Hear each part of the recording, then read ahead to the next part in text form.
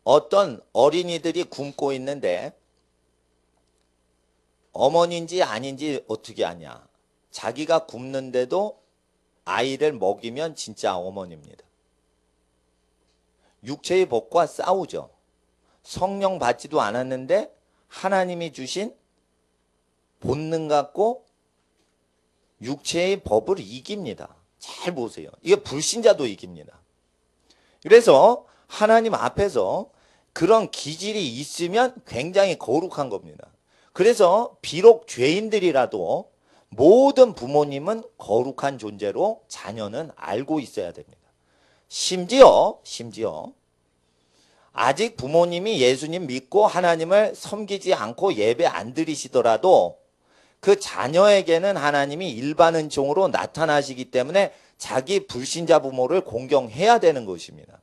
왜 그러냐면 하나님의 가장 가까운 기질인 사랑의 속성이 부모 사랑에서 나타나는데 그 부모의 사랑은 육체적인 사랑을 공급받을 때 서로 사랑하는 부부관계보다 더 높은 것인데 육체적으로 공경을 안 하더라도 그냥 어린 아기를 부모님이 사랑하시는 겁니다. 자기가 굶어도 아기는 배를 채웁니다. 자기는 추워도 아기를 보자기로 둘둘 말아 안습니다. 예. 그리고 자기는 밖에서 추운 데서 일하고 아이를 따뜻한 집에서 키우려고 추운 바깥에서 일을 합니다. 의식주 전부를 자기는 헐벗고 자기는 배고프고 자기는 추운데 자녀는 다 채워주죠. 육체의 법을 불신자가 이기죠. 자연스러운 겁니다, 이거. 불신자도 육체의 법을 다 이깁니다. 그럴 때 이 불신자 이방인도 그러지 아니하냐 예수님 말씀하시죠. 그래서 이방인도 마음의 법과 싸워 마음의 법이랑 육체의 법이 싸워서 마음의 선한 법이 이기는 존재들이 있는데 거듭난 사람들은 이것 이상으로 마음이 육체의 법과 싸운다라는 뜻입니다. 그런 사람들에게만 성령이 역사하신다는 뜻입니다. 그래서 성령 하나님은 아무나 받는 게 아니에요. 성령 하나님은 아무나 받는 게 아니에요. 그래서 아무나 안수를 함부로 하지 말라 이거예요. 아무에게나 안수를 받으면 그 사람을 덮고 있는 영이 와서 붙어버려요. 그래서 하나님 앞에 성령의 열매를 맺고 성령의 은사가 충만히 있고 성령의 아름다운 성품이 나타나는 경우에만 그 사람을 인정하라고 예수님이 선지자들 분별법에 말씀하셨어요. 하나님께서는 이와 같이 마음이 너무 성결한 사람들만 생명의 성령의 법에 치리를 받는다라고 되어 있어요. 이런 내용들을 얘기하시려고 25절을 읽어주세요. 시작.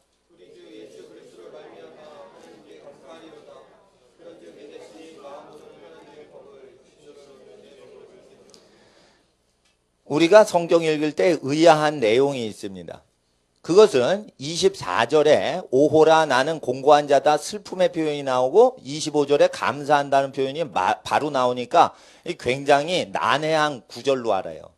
왜 그러냐면 이렇게 24절에 심령이 가난한 경우에만 성령의 임재하심이 온다는 뜻이기 때문에 감사한다는 뜻이에요. 그래서 25절에 왜 감사가 터져 나오냐면 24절과 같이 심령이 가난하고 애통하고 마음이 청결한 자, 어느 정도 청결해요. 자기 육체는 자기 마음의 수준과 비교도 안 되는 차원으로 마음이 청결한 거예요, 지금. 얼마나 청결하면 자기 몸뚱아리를 천시할 정도로 마음이 거룩하냐 이거예요. 이 사람 진짜로 마음이 거룩한 겁니다. 그래서 이런 자들이 하나님께 감사한다 이거예요. 그래서 24절은 갈릴리 예수님 말씀 전파하실 때 그 발 아래서 듣던 심령이 가난한 사람들이 고백하던 고백을 그대로 하는 것입니다. 바울은 그 당시에 예수를 알아보질 못했습니다. 종교적인 불순종의 영으로 말미암아 예수를 알아볼 수 없었습니다. 예수를 믿는 사람을 전부 무시했습니다. 그러다가 나중에 교만한 죄가 없어지고 하나님 앞에 회개를 하고 나서 비로소 때가 굉장히 늦게나마 산상수훈의 내용을 믿고 그 산상수훈의 내용대로 심령이 가난해지고 애통하면서 구원을 받게 되고 자기 몸속의 죄를 이기는 성령을 받게 됩니다. 그래서 하나님 앞에 8장 1절을 보세요. 8장 1절 읽어주세요. 시작.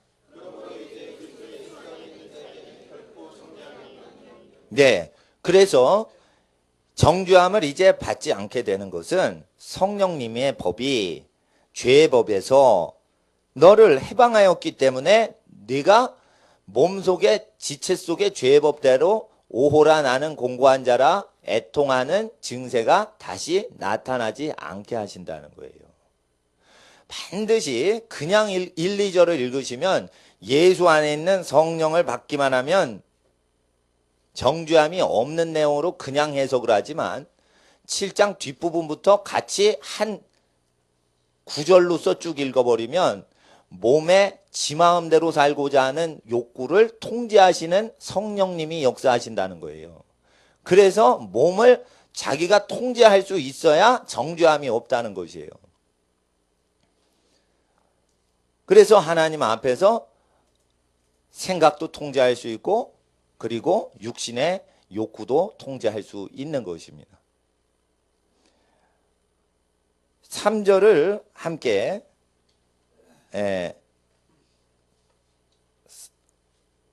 3절과 4절을 함께 읽어주세요. 3절과 4절 시작.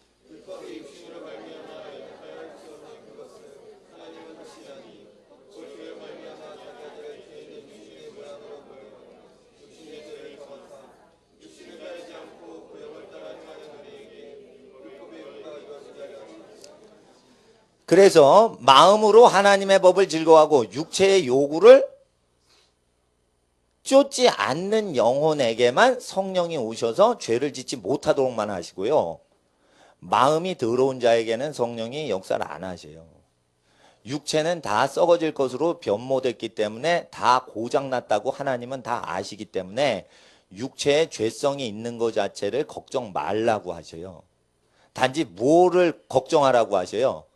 우리의 마음이 세상 좋아하거나 죄악을 좋아하는 것을 걱정하라는 뜻이에요. 그럼 우리 마음이 죄를 싫어하게 되면 성령이 오시어서 육체를 거룩히 하시는 것이요. 우리 마음이 죄를 즐거워하면 성령이 도와주실 수가 없다는 뜻이에요. 그래서 4절에 육신을 쫓지 않는 사람에게만 율법의 요구인 성결을 이루어지게 하신다는 뜻이에요. 육신을 쫓지 않는 것은 무엇이냐면 육체가 온전하라는 뜻이 아니고요. 육체의 죄성이 일어나면 슬픔이나 우울증이 오는 거예요. 자기에게 실망하는 거예요. 그런 사람에게 도와주신다는 거예요. 그러니까 주님 안에서의 근심은 구원을 이루신다라는 뜻이 맞는 것이에요. 죄 지으면 근심이 드는 사람, 죄 지으면 밥맛이 떨어지는 사람,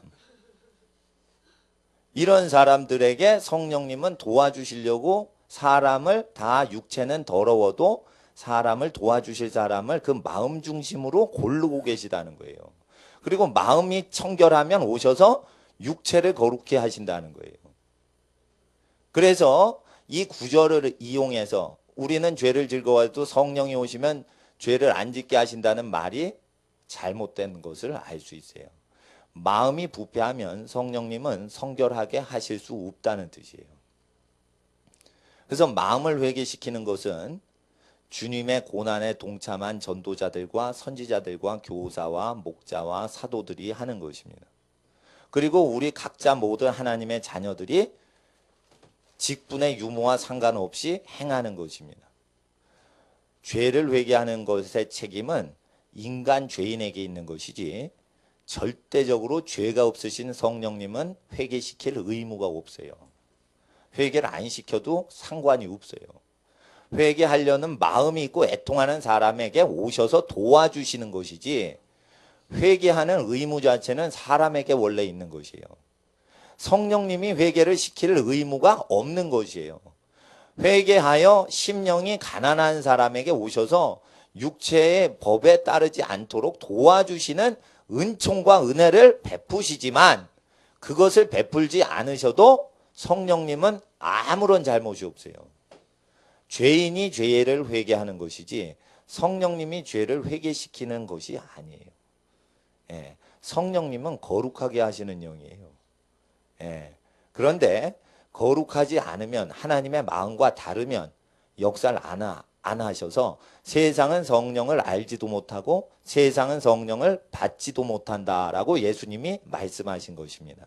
성령님은 세상이 받을 수도 없고 알 수도 없어요. 왜 그러냐? 성령님은 마음이 더러운 자에겐 절대 역사를 안 하시는 하나님의 법을 항상 지키시기 때문이에요. 마음이 더러우면 성령님이 어떤 인류에게도 역사를 안 하십니다.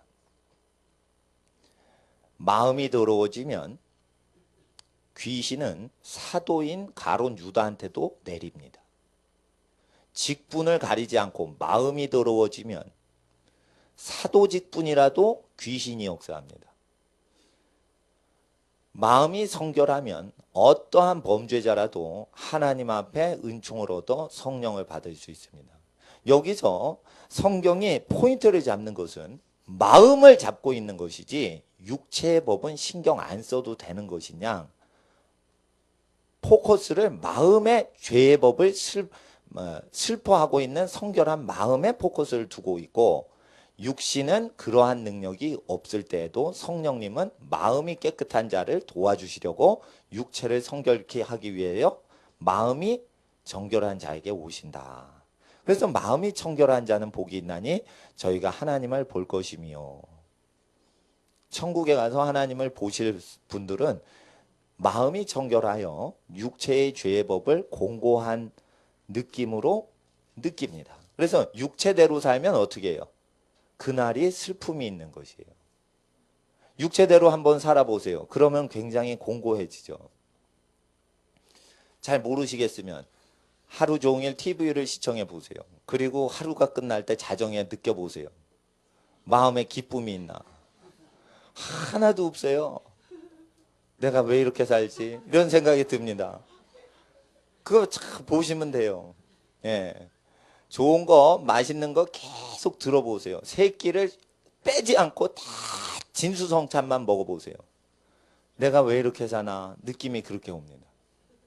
사람이 배불리 먹고 배고픔을 느낄 때 다시 먹게 돼 있지, 계속 배부르면 자기가 쾌락적으로 육체의 욕구대로 끌려가고 있는 종살이 하는 걸 알아서 공고함을 느낍니다.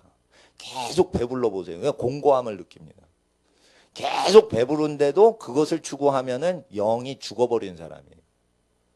배부름과 배고픔이 교차돼야 건강한 육체와 건강한 마음이 오는 것이지, 배부름 쉬지 않고 배부름만 계속 오면 그 영혼은 죽은 것입니다. 그래서 성결한 사람은 오호라 나는 공고한 자로다 라고 할 때 이걸 생활상으로 느껴요. 그래서 이렇게 하나님 앞에서, 하나님 앞에 정상적인 인간 모습을 가진 사람만 성령이 육체의 법을 해방시켜 주시려고 도와주시지, 기본적으로 사람 됨을 마음으로 거부하는 사람은 안 지켜주신다 이거예요. 그래서 제일 중요한 게 뭐예요? 마음의 생각을 중요시 하시는 거예요. 그래서 5절에 생각을 중요시 여기시는 거예요. 5절과 6절, 7절을 읽어주세요. 5, 6, 7절 시작.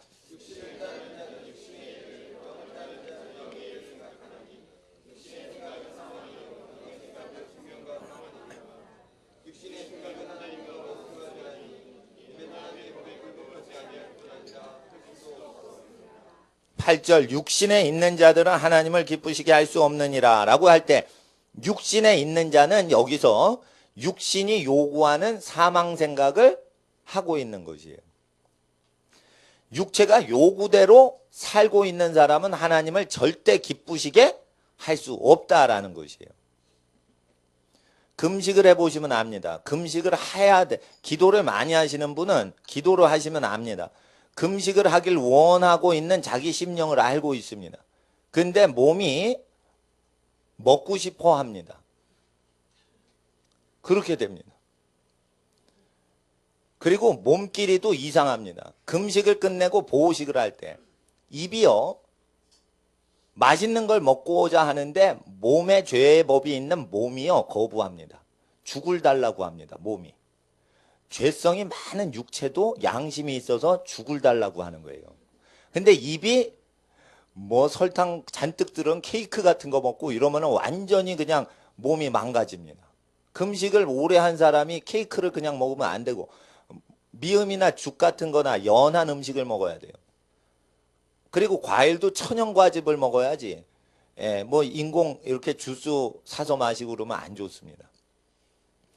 그럴 때 죄성이 있는 입과 몸도요 차별이 돼서 몸은 죽을 원하고 죄성이 있더라도 뭐가 하나님의 뜻인지를 알아요.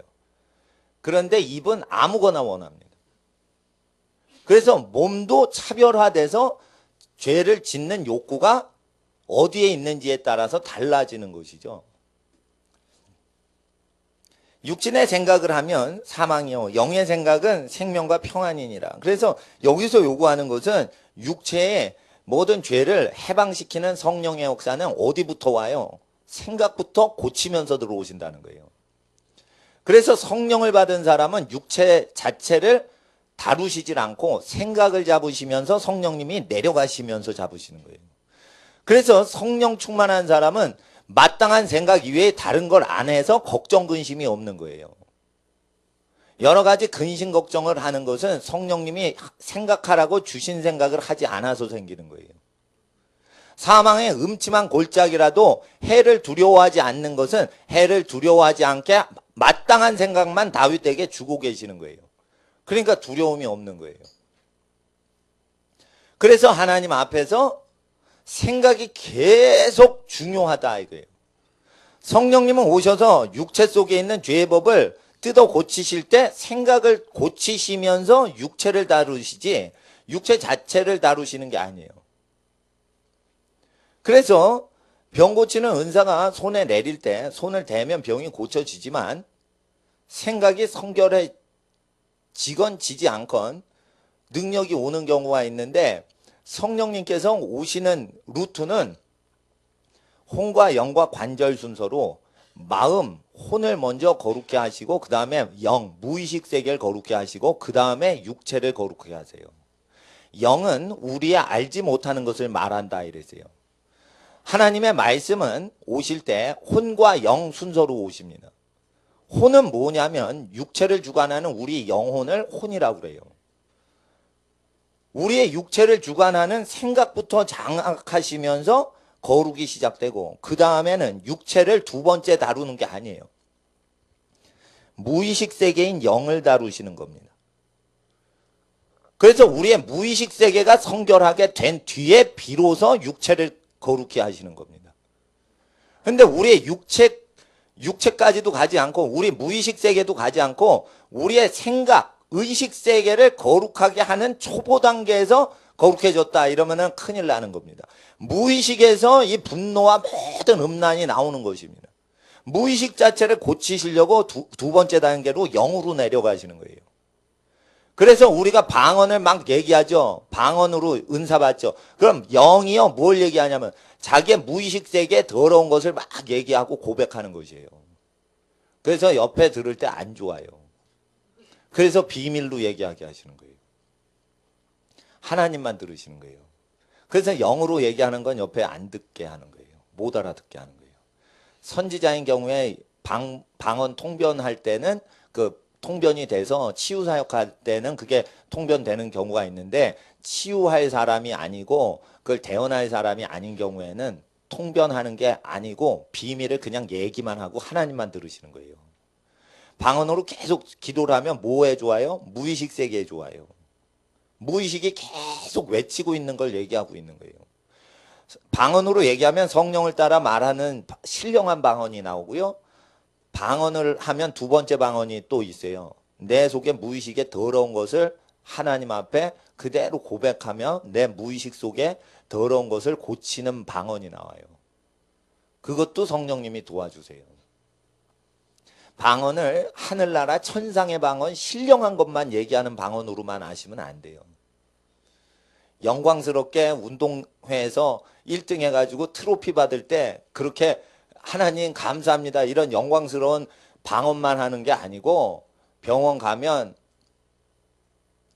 그 어디가 아파요? 이러면 여기가 아파요. 그런데 그거는 환부를 드러내야 되잖아요. 썩은 환부를 드러내야 돼요. 아픈 환부를 드러내죠.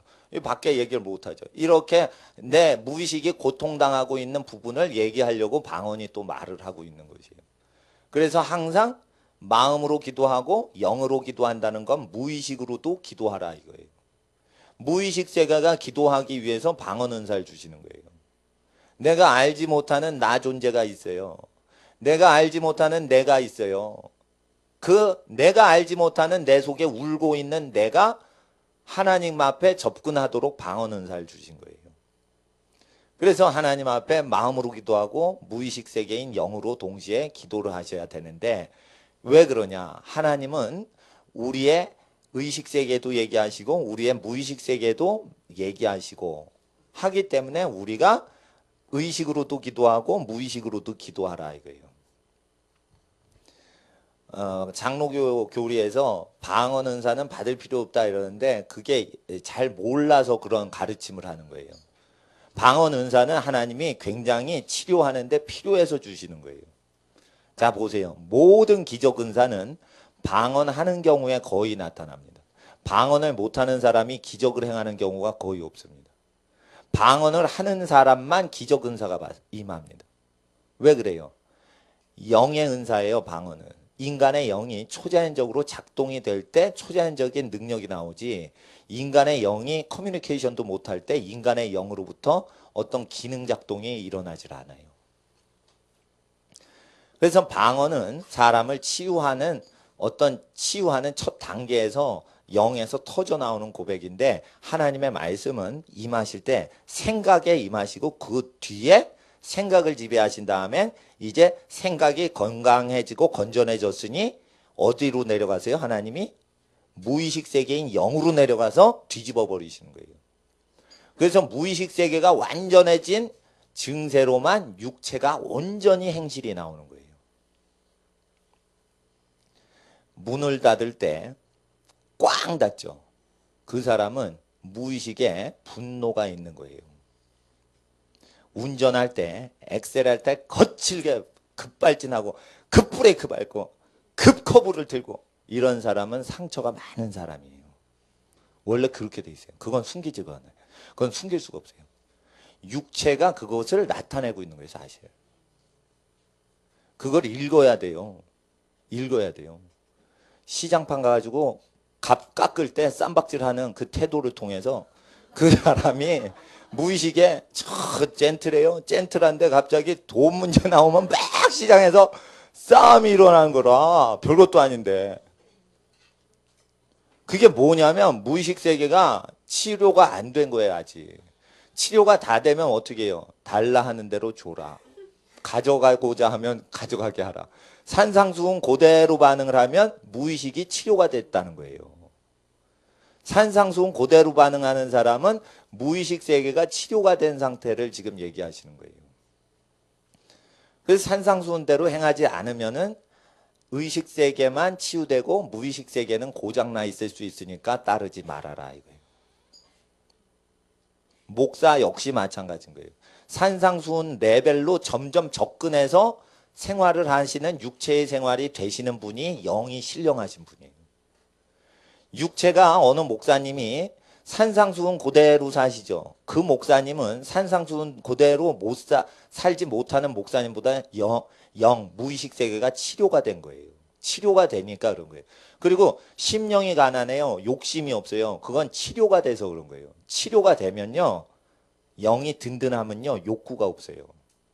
그러니까 보통 사람이 보면 욕심이 없는 금욕주의자 같은데 그게 아니라 바라는 게 없어. 왜냐하면 그냥 만족이 되니까 뭐를 아쉬워하는 게 없단 말이에요. 아쉬워서 아쉬운데도 욕심을 버리는 거하고 아쉬운 게 하나도 없어져요. 아무것도 공급이 안 돼도 항상 만족이 되는 거하고는 다른 겁니다. 금욕 생활을 해도 영적으로 망가진 사람이 있고 금욕 생활을 하는데 자기 존재로부터 욕구가 없어져서 하나님으로 만족이 돼서 하면은 그 사람 치유받은 상태라는 거예요. 그러니까 겉으로 금욕 생활하는 것 같고도 몰라요.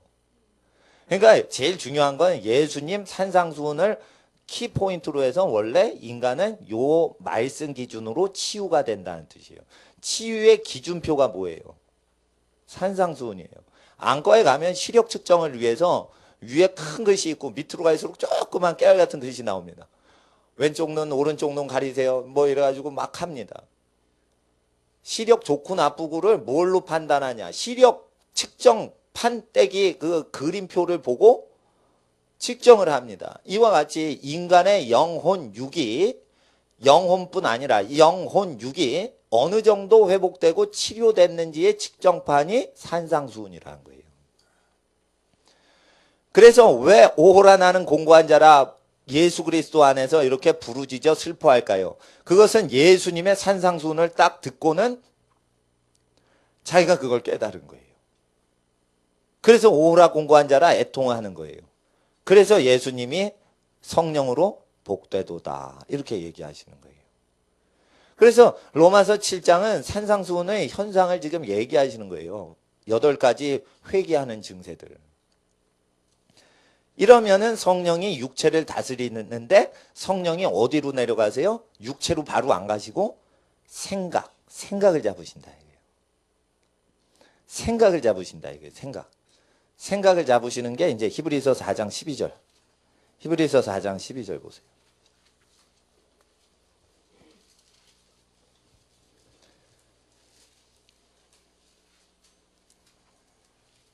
(12절을) 거의 아시는데 11절은 안 읽어요. 그래서 12절은 11절 때문에 나온 거예요. 그러니까 11절을 잘 이해를 하시고 12절로 들어가셔야지 사람 치유하시는 로마서 8장 들어가실 수 있어요. 생각이 거룩하지 않으면 성령의 놀라우신 로마서 8장을 이해를 못해요.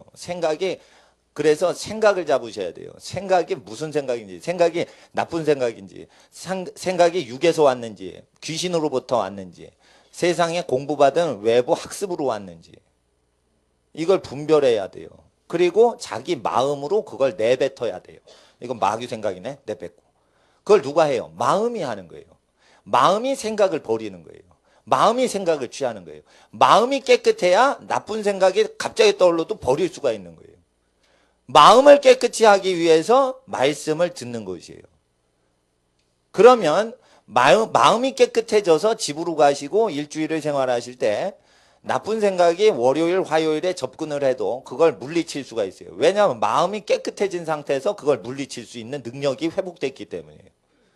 이런 능력은 어떻게 오냐면 하나님 말씀을 들으면서 오는 것이에요. 듣는다는 건 수동적인 태도를 얘기하는 거예요.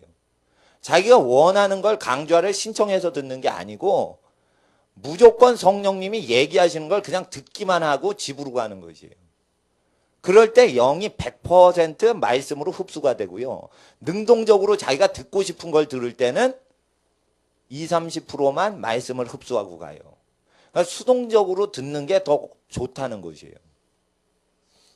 그래서 신학교 가는 것보다 기도하시고 말씀을 예배당에서 듣는 게 사실은 더 거룩해지는 것이에요.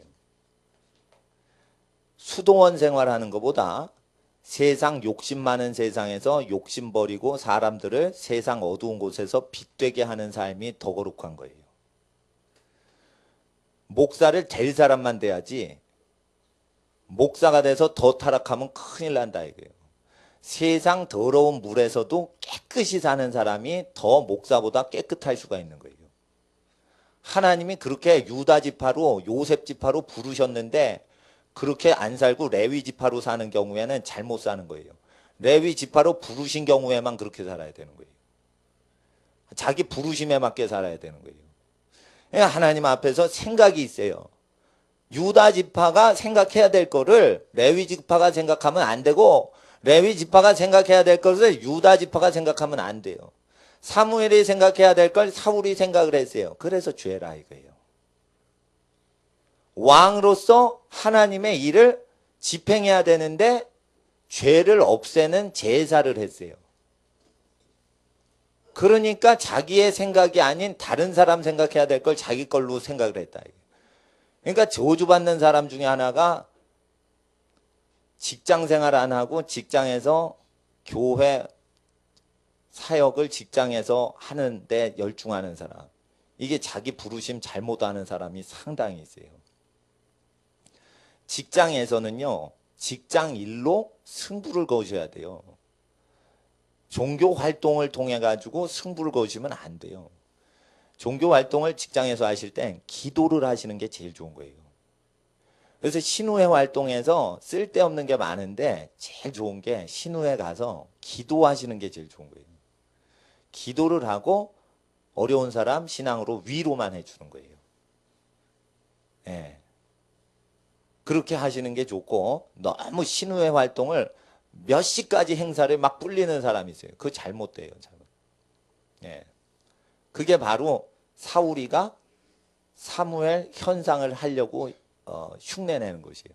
자기의 생각이 있어요. 하나님의 말씀이 내려가면 평안을 주시는데 그 평안을 이루기 위해 말씀이 혼을 뚫고 영을 뚫고 육체를 뚫고 들어오는 거예요. 목표가 뭐예요? 그 사람 안식에 들어가게 하려고.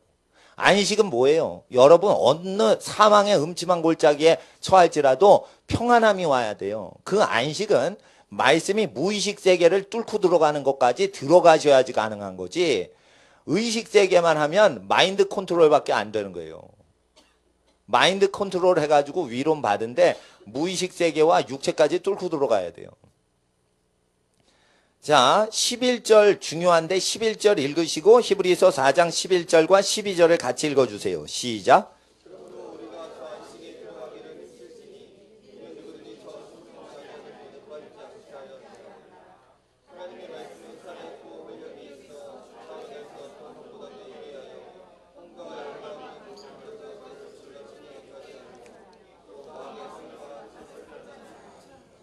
하나님의 말씀은 이렇게 초콜릿처럼 딱 부러지면 사각형으로 부러지는 고체 형태가 아니라 꿈틀꿈틀대면서 그 말씀 자체가 움직이는 거예요. 자, 그 횟집에 가면은 산낙지를 팔아요. 그럼 산낙지를 딱 잘라가지고 입에 딱 넣으려는데 젓가락이 붙죠. 입에 넣으면 입천정에 붙죠. 막 붙죠. 넣으면서 넘어가면서 꿈떡거리면서 넘어가죠. 그럼 위장에서는 죽어버려요. 위액이 나오니까. 근데 하나님 말씀이 하나님에서 분리돼서 이렇게 고체 형태로 양식, 빵같이 들어가는 게 아니고 이 빵이신 말씀이 움직여요. 움직이면서 어딜 터치해요? 혼의 생각을 탁 터치하면서 들어가요. 그리고 혼을 터치하고 그 다음에 어딜 터치해요? 들어가면. 그 말씀을 한번 믿죠? 그럼 어떻게 해요? 무의식을 터치해요. 그래서 말씀 듣고 나서 꿈을 꿀 때 신령한 꿈이 꾸어지는 거예요. 꿈은 무의식 세계를 나타내거든요. 그럼 무의식 세계가 터치돼야 돼요. 무의식 세계가 터치되려면 맨 위에 있는 컵에 포도주를 따르죠. 맨 위에 컵이 넘칠 때만 밑에 포도주 컵에 넘쳐요.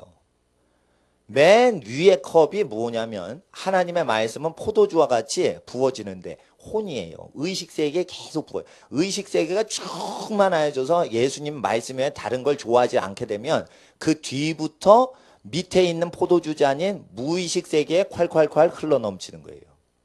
무의식 세계가 흘러 넘쳤는지는 근데 어떻게 하냐? 행동이 완전히 바뀌면 그때 무의식이 치료가 되는 거예요. 행동이 바뀌기 전까지는 무의식이 주의 말씀으로 충만히 장악이 안 된 거예요. 행동이 치유되다가 제일 나중에 치유되는 게 혀가 치유돼요. 말이 완전하게 하나님이 주신 말 외에는 안 해요. 잠잠할 때 잠잠하고 말할 때는 아주 세상 사람들이 당치 못할 구제와 지혜를 얻게 돼요. 예.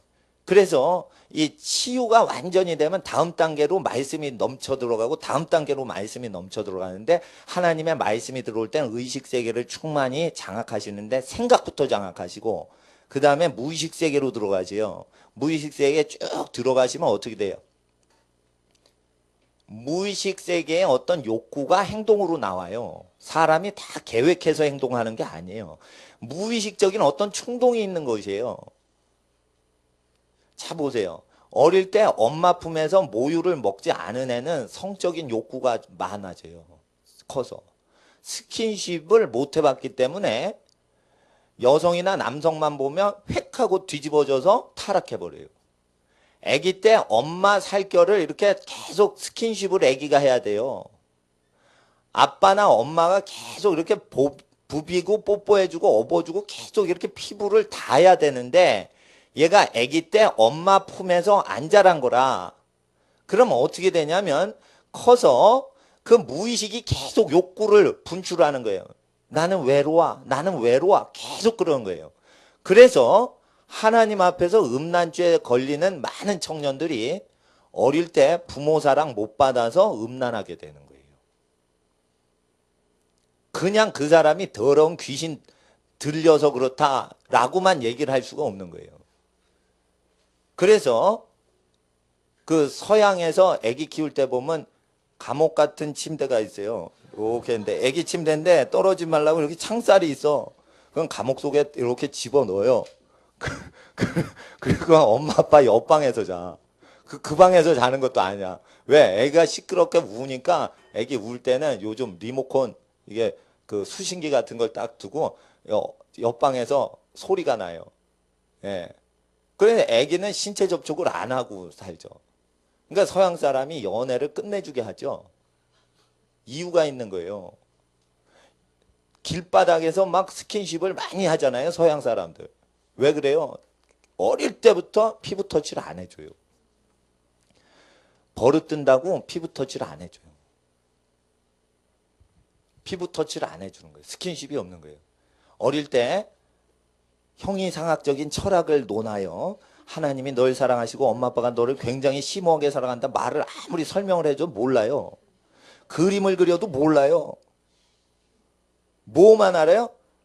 뭔 말소리 못 알아듣겠는데 느낌이 좋고 먹을 걸 주고 잠깐만 부벼주고 뽀뽀해주고 이러면 그때 사랑을 받는 거예요. 육체적인 존재이기 때문에 육체를 통해서만 사랑의 인식이 흡수되는 거예요. 그거를 안 하면 커가지고 스킨십의 욕구를 무의식이 계속 하는데 의식 세계가 너는 절제해 이러면서 에티켓을 지키고 품격을 지킨다 이거예요. 그러니까 어떻게 해요? 그런 사람이 단둘이 남녀가 있는 상황이 있으면 무의식이 확 나타나면서 행동이 음란 행동이 나오는 거예요. 그래서 여비서 제도를 두면 위험하다는 거예요.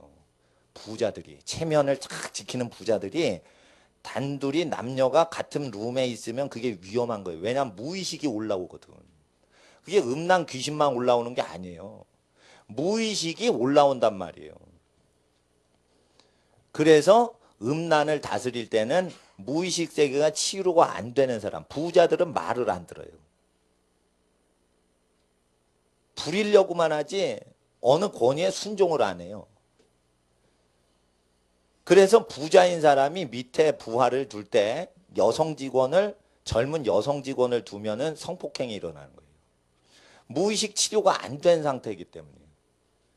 단순히 이렇게 그 사거리에 교통신호등 지킬 때랑 그 시장 가서 재래시장에서 막 물건 흥정할 때랑 이럴 때만 자기의 그 분노나 이런 게 나오는 게 아니고 어릴 때 분노를 욕구 충족으로 무의식이 어떤 행동으로 돌변적으로 나오는 거예요. 그래서 결혼해서 부인을 두드려 패는 남자들은 의식적으로는 두드려 패지 않아요. 무의식이 폭발해서 나오면서 그래 되는 거예요. 그 왜 그래요? 여호와의 말씀을 안다 이러면서 끝내버린 거예요. 무의식 세계까지 집어넣지라는 거예요. 무의식 세계까지 들어갔는지 확인을 행동이 변할 때만 하는 거예요. 그래서 안식이 되려면 영혼육이 하나님의 말씀과 동행을 해야 되는데 의식 세계만 하나님의 말씀과 동행을 하면 무의식 세계는 이상한 괴물이 되는 거예요. 헐크라는 드라마가 있었어요. 옛날 TV 시리즈. 점잖고 매너 좋은데 갑자기 괴물로 변해요. 예? 그건 귀신 딴지같이 사람이 바뀐단 말이죠. 이렇게 무의식 세계가 망가진 상태에서는 어떠한 짓이 나올지가 근데 무의식 세계는요, 율법을 나타내요. 율법을 나타내서 옛날에 군대에서 두드려 맞았던 사람은 무의식 세계가 두드려 패려는 욕구가 있어요. 그런 게 있어요. 그리고 스킨십이나 육체적인 사랑을 못 받은 사람은 커서 음란 욕구가 있어요. 그걸 심어줬어야 되는데 심지 않았어. 그러니까 심어달라고 그 반대 욕구를 반드시 하는 거예요. 예. 그러니까 하나님 앞에서 그 무의식 세계의 모든 것은 심은 대로 나오는 것인데 그것이 나중에 환경이 되면 행동으로 나타나요. 이거를 심리학에서 배우는 게 아니라 성경은 이걸 이미 2000년 전에 다 얘기를 하고 계시는데 성경을 잘 읽질 않으니까 읽어도 이해를 못한 상태에서 암송만 하니까 이게 무슨 뜻인지 몰라서 그런데 사실은 영이란 말이 무의식 세계의 심리학 용어를 얘기하는 것이에요. 영은 우리의 알지 못하는 것을 말한다 이랬어요. 알지 못하는 세계가 망가져 있다는 거예요. 알지 못하는 세계는 어릴 때 시절인데 어릴 적 시절은 가정을 얘기해요. 가정이 건강하면 무의식 세계가 건강한 것이요. 가정이 건강하지 않으면 무의식 세계가 망가져 있고 어른 돼서 열심히 산 사람은 의식 세계가 건강하지 무의식 세계가 망가져 있어요. 그래서 제가 가정을 통해서 경건한 사람이 나온다. 말라기서 2장의 예언을 이해를 시켜드리는 거예요. 왜? 남녀를 하나님은 영이 유효하시더라도 왜 배필을 한 명만 만드셨냐? 이는 경건한 자녀를 얻고자 일부일처제를 만드셨다 이랬어요. 부부끼리 사랑을 하고 다른 사람을 사랑 안 하면 아이가 신령한 애가 태어난다는 거예요. 신령한 애가 태어나게 하려면 부부관계가 좋아야 된다는 것이죠. 그래서 신령한 존재가 탄생하는 데는 가정이 건강해야 되고 교회는 가정이 회복되는 쪽으로 인도를 하는 것이요. 신령한 아기를 탄생시키는 건 교회에서 하는 게 아니에요. 집안에서 하는 거예요. 집안에서. 여러분 집안에 하나님이 참으로 귀히 여기는 귀한 자손들이 많이 앞으로 나타날 것입니다. 그런 집안이 나타나는데 교회는 첫 단추를 꿰는 것이요. 완성은 사람을 잉태하고 나타낼 때는 집안에서 나타나요. 사무엘이요. 어릴 때 집안에서 자라야 되는데 젖을 뗄 때에 성전에다 맡겼어요. 이게 잘못 큰 거예요.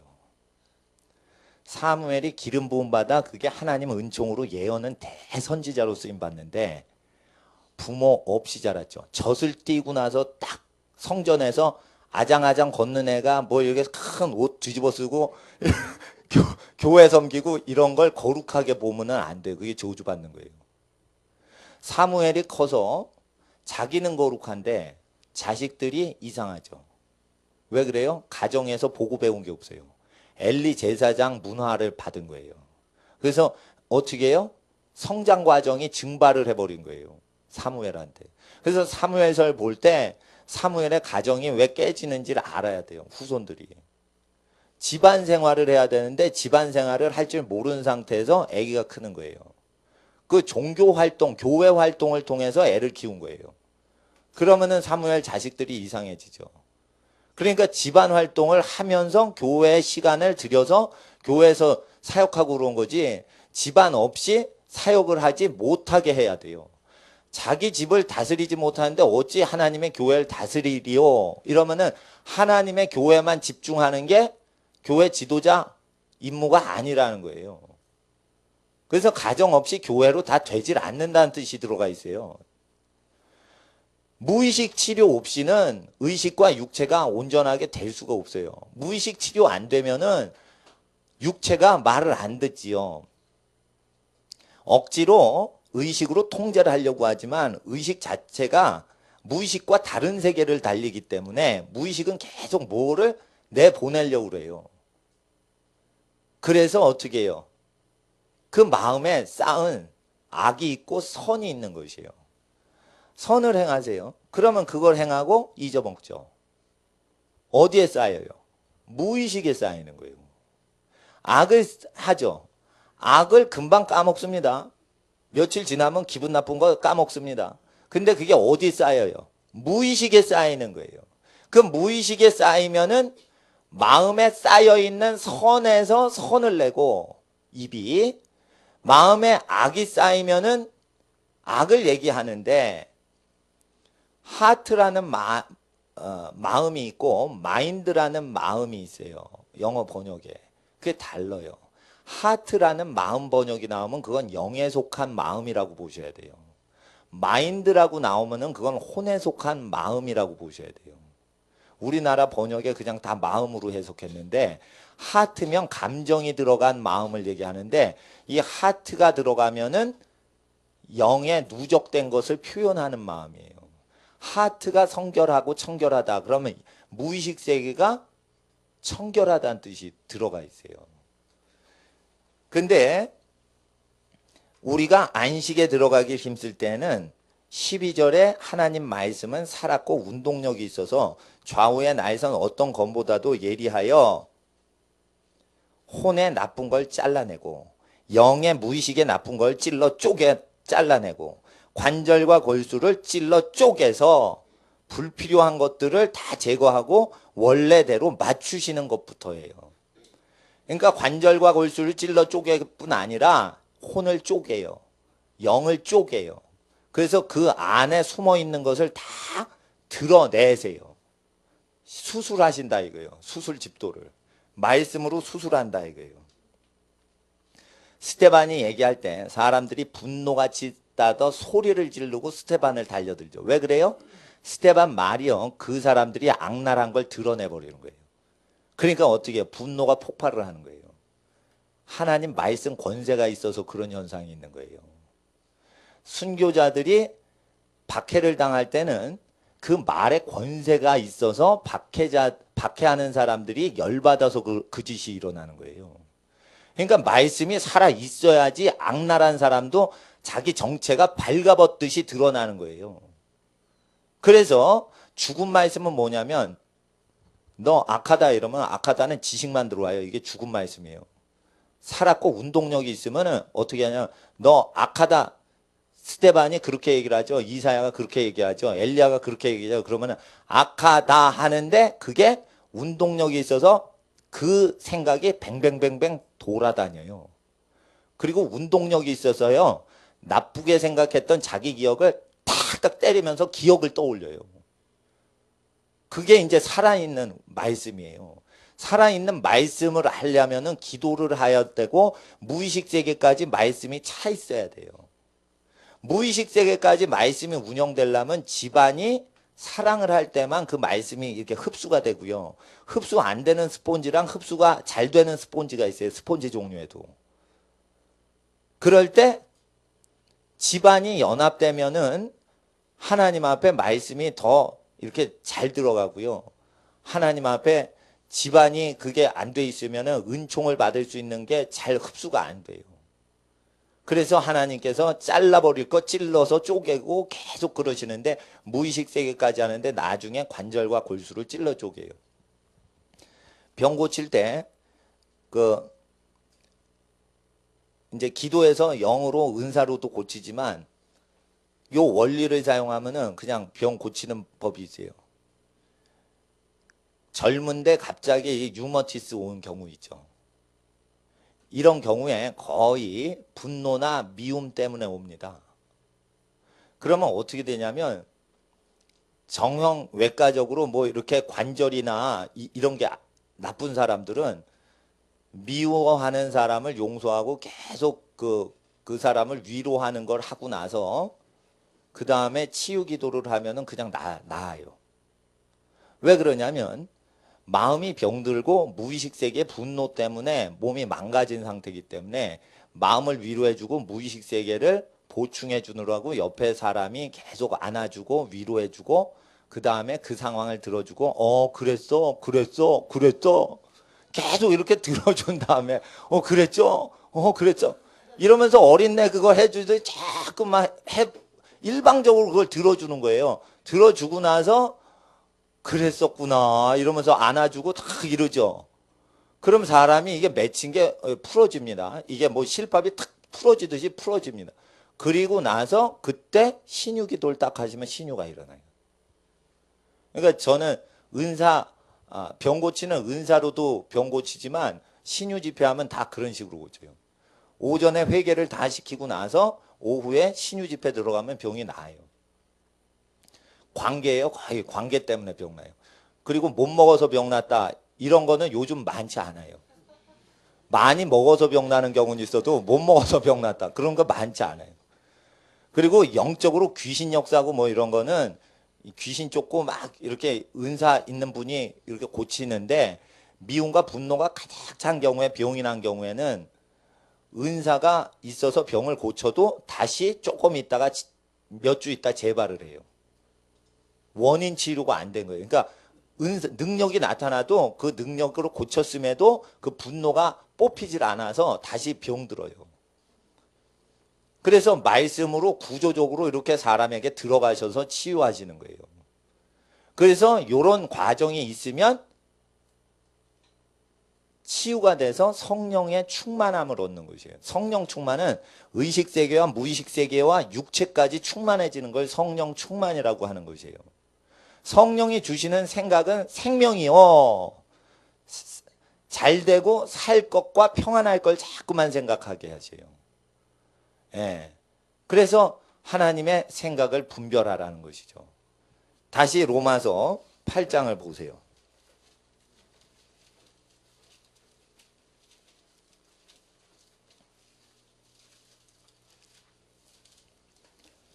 사람이 안식을 취하지 못하기 때문에 안식을 회복하시려고 홍과 영과 관절과 골수를 찔러 쪼개고 다 드러내시는 거예요. 로마서 8장에 그래서 7절에 육신의 생각은 하나님과 원수가 되나니 이는 하나님의 법에 굴복지 아니할 뿐더러 굴복할 수도 없습니다. 그래서 육체가 주는 생각을 계속 잡고 있는 사람은 성령 충만을 가질 수가 없다 이거예요. 그러니까 육체가 주는 생각을 끊어버려야 돼요. 육체가 주는 생각을 끊어버려야 돼요. 죽을 걸 겁내지 마세요. 한 번 죽는 것은 정한 것이요. 그러니까 어차피 한 번은 죽으니까 그 후에 심판이 있나니 이래서 영원한 세계에 대해서 생각하게 하시지 영생에 대해서 생각하게 하시지 죽는 거 신경을 안 써요. 어차피 한 번 육체가 흙으로 돌아가거든요. 예수님 재림 직전에 사는 사람 빼놓고는. 그러니까 하나님 앞에서 우리가 사망에 대한 생각보다는 생명과 평안을 생각하게 되는 것입니다. 6절을 한번 읽어주세요. 6절 시작.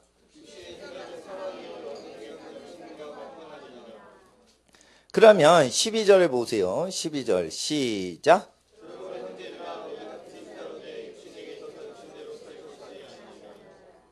이건 육체의 생각대로 살 것이 아니다.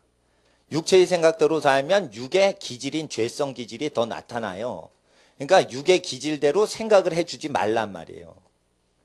육의 기질대로 다른 생각을 돌리라는 거예요. 다른 생각 돌릴 때 사람들이 화제를 돌리죠. 화제를 돌리면 그 사람 생각이 바뀌죠. 그러니까 뭐예요? 말씀으로 생각을 컨트롤할 수 있는 거예요, 실제. 말씀으로. 좀 난감한 얘기, 토픽이 나오려고 그러죠? 그럼 지혜로운 사람은 화제를 싹 돌려서 다른 사람을 안심시켜주죠? 이렇게 배려가 있듯이 하나님의 성령의 말씀은 그때마다 좋은 길로 계속 생각을 인도하신다는 거예요, 생각을. 근데 옆에 사람이 생각하면 안 되고 자기가 생각해야 될 것만 생각하니까 옆에 사람 것을 간섭을 안 하고 자기 것만 한다 이거예요. 자기 생각만 충실하게 살아가니 옆에 분한테 도움이 되는 인생 되는 거예요. 근데 옆에 사람 걸 자꾸만 생각을 해요. 자기 거 생각 안 하고. 그럼 자꾸만 이게 방해꾼이 되는 거예요. 그러니까 그리스도 안에서 연합이 안 되죠. 그래서 13절 너희가 육신의 대로 살면 반드시 죽을 것이로되 영으로 몸의 행실을 죽이면 살리니. 이것은 영이 주는 생각을 통하여 육체가 요구하는 행동을 컨트롤하면 우리가 생명이 충만하게 된다 이거예요. 그래서 14절을 읽어주세요. 14절 중요한데 시작.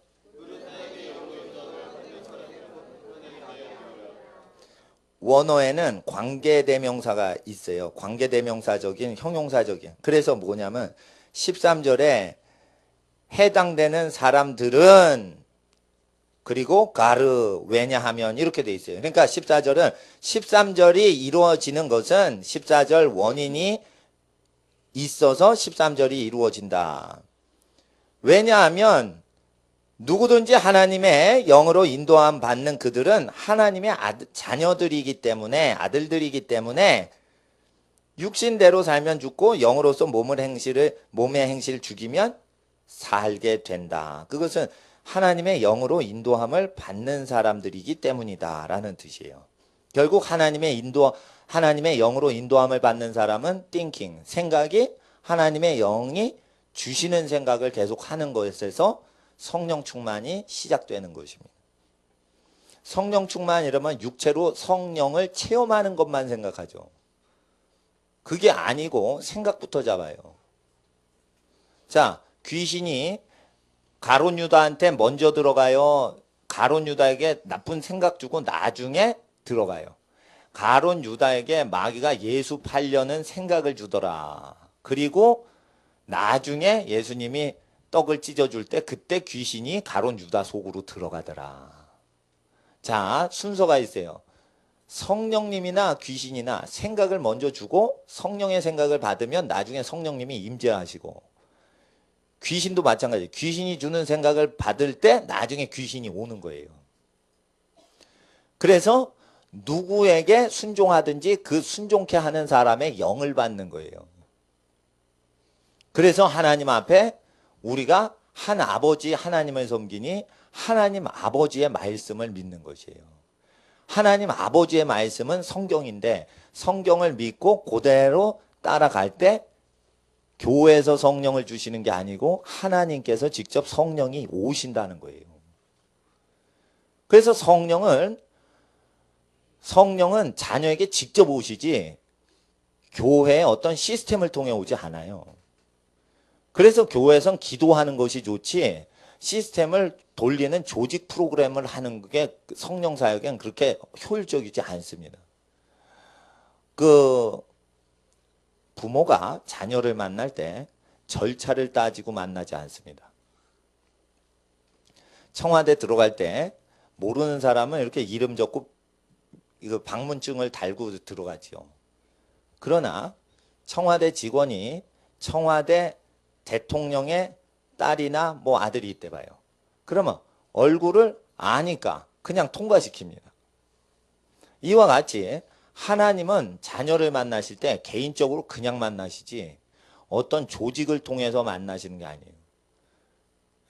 그러나 하나님의 몸된 교회를 통해 하나님을 배워가고 공적으로 예배 드리는 걸 통해 성령이 오시는 길이 예비가 되는 것입니다. 15절과 16절을 읽어주세요. 15절과 16절 시작.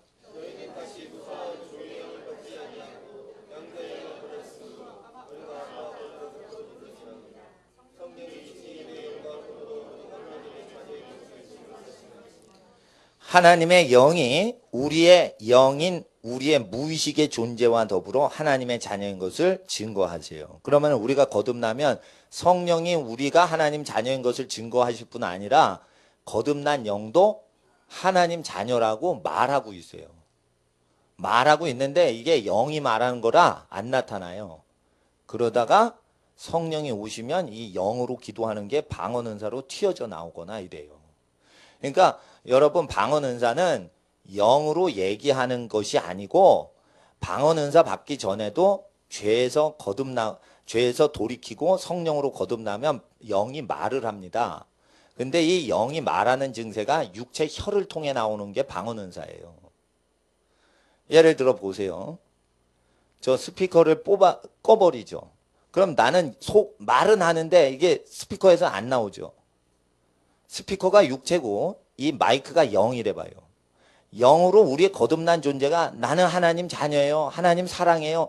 이걸 말하고 있지만 우리 육체 입에서 안 나올 뿐인 거예요. 그러다가 성령 은사가 딱 임하셔서 방언 은사가 나오면 우리의 영이 나는 하나님을 사랑해요. 하나님을 사랑해요. 여러분이 그렇게 외치는 무의식 속의 외침이 혓바닥으로 육체를 통해 나온다. 이게 방언 은사예요. 예. 그럼 방언 은사가 혓바닥을 통해 육체적으로 나오면 육체를 억어하는 증세가 나타나서 방언으로 많이 기도하면 육체적인 기적이 일어나요. 그래서 방언 은사를 사모하시면 그 다음부터 갖가지 은사들이 풀어져 나타납니다. 혀가 묶인 게 영적으로 풀려지면 그 뒤부터 다 말씀이 풀어지는 거기 때문에 알지 못하는 세계가 펼쳐지는데, 알지 못하는 것을 말하는 기능이 회복이 안 되면 알지 못하는 초자연적인 것들이 일어나질 않아요. 천지만물 하나님이 말씀으로 운행하시기 때문에 말하는 기능이 회복된 뒤에 역사가 됩니다. 또한 아는 내용, 선지자에게 말하지 않고는 여호와께서는 아무것도 행하지 아니하시니라. 아모스서에 예언자를 통해서 하나님이 말씀하시고 그 땅에 심판을 이루시지 예언자에게 말씀 안 하시고 심판하시는 경우가 없다. 그래서 방언이나 예언을 통해서 메시지가 온 하늘과 땅에 선포된 이후에 하나님의 영이 일하시지, 절대 메시지 선포 없이는 미리 사람을 심판하시거나 세상 멸망을 심판하시는 하나님이 역사는 없다 이거예요. 로마서에서 8장을 우리가 그렇게 이해를 해서 성령 하나님의 역사하심을 알 수 있습니다. 이 성령님이 이렇게 역사하십니다. 그럼 26절, 이와 같이 성령도 우리 연약함을 도우시나니 우리가 마땅히 빌 바를 알지 못하나 오직 성령이 말할 수 없는 단식으로 우리를 위하여 친히 간구하시느니라. 그래서 우리는 말로 표현할 수가 없는 어떠한 표현으로 우리를 위해 친히 기도를 해주세요. 마음을 감찰하신 이가 성령의 생각을 아시나니 이는 성령이 하나님의 뜻대로 누구를 위하여? 성도를 위하여 간구하심이니라. 일대 여러분 아셔야 돼요. 성도라는 것은 생각이 깨끗한 사람이에요. 여기서 죄된 생각, 육체의 생각을, 사망을 생각하고 이런 사람을 성도라고 해석하는 주석들이 있어요. 죄를 맨날 지을 수밖에 없는 게 성도입니다. 이런 죄를 맨날 지으려고 생각하는 성도를 위해 성령님은 맨날 기도하고 계십니다. 이렇게 주석을 푼 주석이 있어요. 그런 책은 버리세요. 이 성도라는 것은 로마서 8장에 하나님의 영으로 인도함을 받아 하나님의 주신 생각으로 달려가는 인생을 위하여 말할 수 없는 표현으로 표현을 대신해 주고 계신다. 그건 말로 표현되는 것은 성도가 알아서 하고 있기 때문에 말로 표현 안 되는 영역을 도와주시는 것이에요. 그래서 성도라는 것은 말로 표현할 수 있는 상식적인 선한 생활을 하는 사람을 하나여 말로 표현할 수 없는 기도를 할 수 없는 신비스러운 것을 대신해 주신다는 뜻이에요. 이건 맨날 죄 짓는 사람을 위해서 기도해 주신다는 뜻이 아니에요. 마음이 깨끗해서 육체의 죄의 법을 슬퍼하는 사람, 그런 사람 위해서 도와주신다는 뜻이에요. 마음이 깨끗한 것은 성령님이 해주시는 게 아니고 말씀이 해주시는 거예요. 말씀이 마음을 깨끗이 하고 성령님이 마음이 깨끗한 자에게 오셔서 그 뒤에 모든 진리의 성령으로 인도를 해주시는 것이에요. 28절을 읽어주세요. 28절 시작.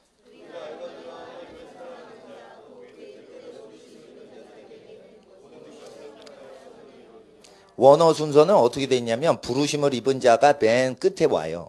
그래서 하나님을 사랑한 자는 모든 것 합력하여 선을 이루시는데 이런 자들은 그 뜻대로 부르심을 입은 자들이라. 이렇게 돼 있어요. 그래서 모든 것이 합력하여 선을 이루어지는 인생은 부르심이 이루어지는 인생이에요. 그래서 시작은 미약한데 끝이 잘 되는 인생이 있어요. 천국까지 노인이 될 때 평안함을 얻고 안식을 얻는 인생이 있어요. 가난하건 부하건 마음에 하나님의 모든 선하심이 다 이루어지고 가정에 그것이 다 완성되는 인생이 있어요. 그럴 때 그게 부르심이 이루어진 인생이에요.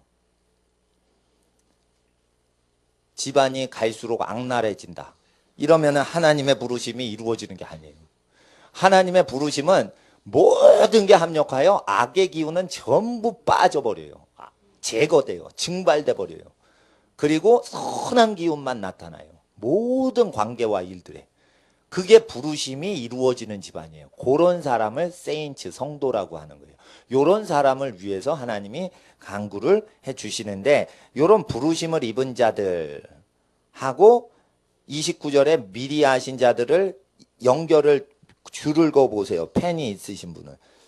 하나님이 미리 하신 자들, 이것은 뭐냐면 관계사로 받아 넘겨받고 있기 때문에 부르심을 입은 자들을 곧 미리 하신 자들이라는 거예요.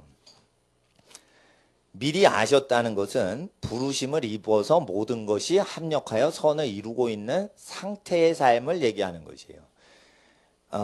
어떤 사람이 이렇게 얘기하죠. 미리 아신 자들을 미리 정하셨으니, 29절 갖고 예지예정해서 이렇게 가리키는 분이 있는데 이건 28절부터 외워야 돼요. 왜냐하면 28절에 끝날 때 29절에 관계사를 통해 부르심을 받아 모든 게 합력하여 선을 이루는 대상에 하나여 논하고 있기 때문에, 이것은 인류가 60억인데 미리 하신 자들, 미리 정하셨다, 막 이렇게 샘플 추출, 표본 추출하듯이 그런 표현으로 읽으시면 안 되는 내용이에요.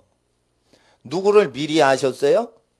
모든 것을 선을 이루는 인생의 모양을 이루는 사람을 미리 아셨기 때문에 그렇게 선이 이루어졌다 이거예요. 그렇게 미리 아신 자들로 또한 그 아들의 형상을 본받게 하기 위하여 29절 미리 정하셨다는 거예요. 아들의 형상을 본받을 때 미리 정해서 본받아진 거예요. 얘 예수님 닮게 해야겠다 이래서 미리 정하시고 미리 정하셨다는 거예요. 그건 어떻게 이루어진 거예요? 미리 부르신 거예요. 얘야 내 아들 예수를 믿어라 이러고 불러주신 거예요. 그래서 나중에 그 아들의 형상을 본받게 돼서 예수 닮게 됐다는 거예요. 그래서 모든 게 합력하여 선을 이루어질 때는 반드시 예수 닮은 인간에게만 그 인생을 허락하신다. 예수 닮지 않고 모든 게 합력하여 선을 이루어지는 것은 이루지 않으신다. 이걸 얘기하시는 거예요. 예수 닮지 않고 모든 게 합력하여 선이 이루어진다. 그런 거 역사 안 하십니다. 예수 안에서만 이루어 주십니다. 그리고 30절 읽어주세요. 30절 시작.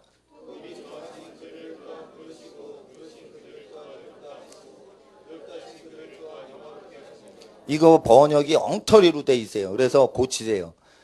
미리 정하신 그들을 또한 부르시고, 지금 부르시는 게 아니고 부르셨고 과거형이에요. 부르셨던 그들을 또한 의롭게 하셨고, 이렇게 돼 있어요. 의롭다 하시고가 아니에요. 완전히 잘못 번역된 거예요. 과거형으로만 돼 있어요. 의롭다도 아니에요. 의롭게 하셨고, 의롭게 하셨고. 그래서 옛날에 이미 의롭게 하신 걸 얘기하는 거예요. 모든 게 합력하여 악이 없고 선한 것만 있죠. 왜 선한 일로만 인생이 가득 찼어요?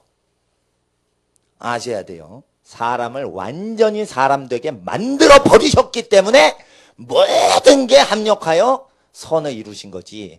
사람은 아무것도 쓰잘데없는 쓰레기 같은 인생인데 모든 게 합력하여 선을 이루실 수가 없어서 그 사람을 옛날에 의롭게 만드시고 그 다음에 영화롭게 하셔서 선이 이루어졌다.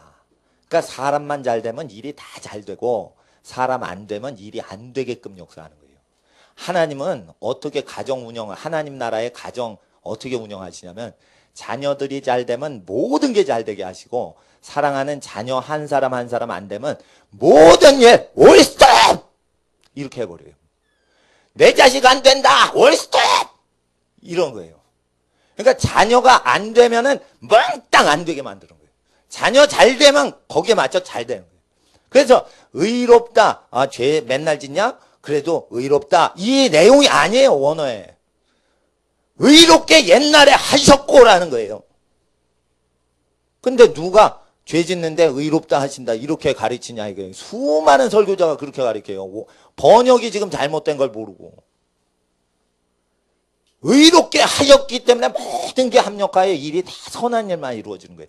관계사로 잡아 뽑아가지고 이제 설명하고 있는데 이 모든 거룩한 말씀을 해석을 왜 잘못하냐? 절을 찢어가지고 한 절만 외우기 때문에 문제가 생기는 거예요, 지금. 그래서 성경을 철저히 원래 의미대로 보는 시간을 갖고자 지금 예배 때 이 말씀으로 예배를 드리는 겁니다. 의롭게 하신 그들을, 이것도 고치셔야 돼요. 의롭다 하신이 아니라 의롭게 하셨던, 의롭게 만드셨던 그들을 또한 영화롭고 영광스럽게 하셨느니라. 그러니 33절에 누가 능히 송사하리요 이 뜻이에요. 이건 뭐냐면 예수 닮은 사람을 누가 송사하겠냐 이거예요. 모든 거 합력하여 선을 이루시고 의롭게 지금 만드시고 하나님이 영화롭게 만드시고 죄를 안 짓게 의롭게 하셨는데 지금 아들을 본받게 하셨는데 누가 정죄하냐 이거예요. 누가 송사하리요. 의롭다 하신 33절 끝에 보세요. 이것도 번역이 엉터리로 됐어요. 의롭게 하시고 계시는 이는 하나님이시니 현재 분사예요. 이건 뭐냐면 현재 의롭게 사람을 만들고 계시는 이는 작업 중이시는 하나님이신데 하나님이 의롭게 지금 만들고 계시는데 실제 개조를 하고 계시는 거예요. 사람을. 인간 개조를 하고 계시는데 하나님 수준으로 지금 개조를 하고 계시는데 예수님 수준으로 개조하고 계신데 누가 송사하냐 이거예요. 누가 정죄하리요. 34절에. 굉장히 거룩한 사람을 표현하는 거예요. 이건 죄를 짓고 맨날 담배 피고 술 마시고 도박하고 살아요. 근데 예수 믿는다고 그래요. 그럴 때 누가 정죄하리요. 도박을 한들 누가 정죄하리요. 술 퍼먹고 맨날 깽판 치는데 누가 정죄하리요. 이런 뜻이 아니에요. 사람은 거짓말 할 수밖에 없습니다. 거짓말해도 누가 정죄하리요. 이렇게 표현할 수가 없는 구절이에요. 거짓말을 하다가 의롭게 되니까 거짓말 안 하게 되니까 하나님 앞에서 누가 송사하리요. 누가 정죄하리요. 거짓말을 다시는 안 하게 만드셨으니 누가 정죄하리요. 그런 뜻으로 돼 있는 것을 분사를 동사로 표현을 해버렸어요. 33절 끝에. 의롭다 하시니가 아니라 의롭게 하시느니 이렇게 돼 있어요. 현재 분사이기 때문에 더 정확히 말하면 의롭게 하시고 현재도 일하고 계시는 이는 하나님이시니. 그러니까 냅둬버리고 의롭다 냅둬버리고 그냥 평가만 하시는 하나님이 아니라 의롭게 지금 일을 작업 중이신 하나님. 딴 사람한테 일을 안 맡기세요. 성화는 하나님이 직접 하세요. 아버지가 자녀는 직접 고치시는 거예요. 하나님 아버지께서 만물 중에. 그래서 누가 정죄할 수 없어요. 누가 우리를 그리스도의 사랑에서 끊으리요. 끊을 수 없다. 36절을 읽어주세요. 시작.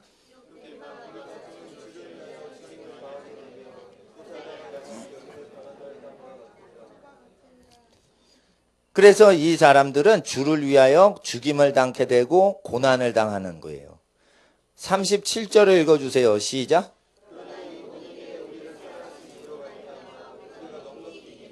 이 모든 일에는 밑줄 긋고 주님을 위한 고난.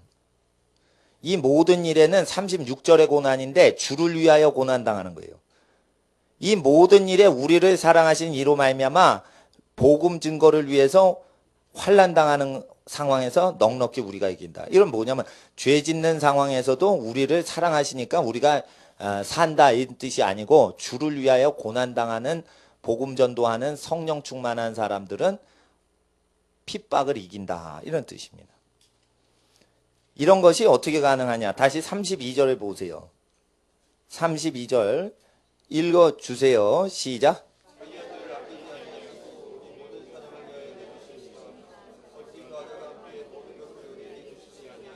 모든 것에 밑줄 그시고 이 모든 것이 무엇일까요? 그것은 30절에 의롭게 하시고 영화롭게 하시고 정하시고 부르시는 건데 거룩하게 하시는 거예요. 아들을 본받게 하시려고 거룩하게 하시는, 거룩과 의와 영화를 얘기하는 거예요. 모든 것. 아들을 아끼지 않고 내어버려 십자가에서 내어주셨죠. 그러면은 거룩의 능력 안 주시겠냐 이거예요. 의로운 영광의 능력 안 주시겠냐 이거예요. 다 주셨다 이거예요. 다 주셨기 때문에 고난이 와도 그 모든 것을 다 이기는 능력이 온다 이거예요. 부자인데, 다윗처럼 부자인데 전도 잘하는 게 아니라 가난한데도 전도를 잘한다 이거예요. 합당한데 인정받는 게 아니라 억울함을 당하면서도 착한 일을 한다 이거예요. 이걸 누가 하냐 이거예요. 엄청난 능력이에요. 그러니까 하나님 앞에서 이들이 하나님의 은총을 받은 자요, 이들을 정죄할 자가 없다는 것입니다. 그러면 우리가 베드로 후서 1장에 보시면 베드로 후서와 똑같은 얘기를 하고 있는 것을 지금 알 수 있어요. 베드로 후서, 주일날 설교를, 강론을 혼자 보시면 성경을 정확히 보실 수 없는 내용을 원래 뜻대로 풀어드리는 미시적인 강론을 하고요. 그리고 통합해가지고 구약과 신약과 또 신약 성경의 각 책별로 오해가 돼서 서로 충돌되는 내용들을 연결시켜서 원래 본뜻으로 표현을 해드리는 것입니다. 그럴 때 여러 가지 제가 구절들을 강론할지라도 결론은 복음서의 내용하고 똑같은 내용인 것을 제가 입증을 하고 있습니다. 원래 뜻이 원래 그래요. 예수의 영을 받은 베드로나 바울이 예수님이 직접 설교하신 내용하고 똑같은 내용을 증거했던 것이에요. 근데 베드로나 바울 걸 보면 예수님 설교랑 다른 취지로 말하는 것처럼 성경을 읽게 되니까 그것들 신학의 함정들을 이렇게 징검다리 놔드리는 걸 하고 있는 것입니다. 베드로 후서 1장 3절을 보세요. 2절과 3절을 읽어주세요. 2절과 3절 시작.